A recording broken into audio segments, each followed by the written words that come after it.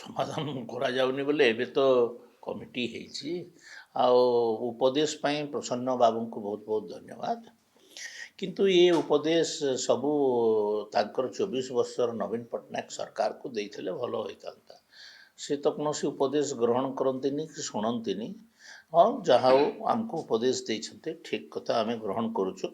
ଆସନ୍ତା 22 ତାରିଖ ଦିନ କମିଟିର ପ୍ରଥମ ମିଟିଂ ଭୁବନେଶ୍ୱରରେ ହେଉଛି, ମାନ୍ୟବର କେ ଭି ସିଂହଙ୍କର ଅଧ୍ୟକ୍ଷତାରେ।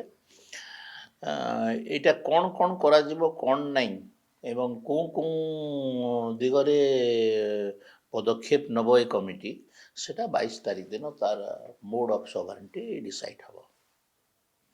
ତ 22 ତାରିଖ ପର୍ଯ୍ୟନ୍ତ ଟିକେ ଅପେକ୍ଷା କରିବା ପାଇଁ ଆପଣମାନଙ୍କୁ ଅନୁରୋଧ। ସମସ୍ତଙ୍କୁ ଖବର ଦେଇ ଦିଆଗଲାଣି 22 ତାରିଖ ଦିନ ବୈଠକ ଅଛି।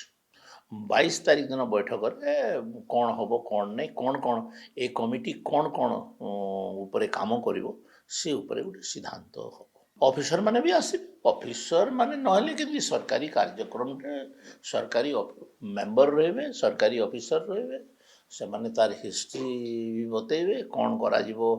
ସମସ୍ତଙ୍କ ଆଲୋଚନା ଲୋକତାନ୍ତ୍ରିକ ପଦ୍ଧତିରେ ସବୁ କିଛି ହେବ।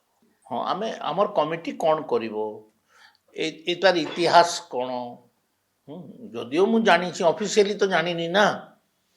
ଯଦିଓ ବିଜେଡ଼ିର ଦୁଇ ଥର କମିଟି ତିଆରି ହେଇଥିଲା, ଗୋଟେ ନିଜେ ମୁଖ୍ୟମନ୍ତ୍ରୀ ଚେୟାରମ୍ୟାନ୍ ଥିଲେ, ଆଉ ଗୋଟେ ସେ ସମୟର ଇଏ ବାଚସ୍ପତି ପ୍ରଦୀପ ଅମାତଙ୍କ ଅଧ୍ୟକ୍ଷତାରେ ଗୋଟେ କମିଟି ହେଇଥିଲା।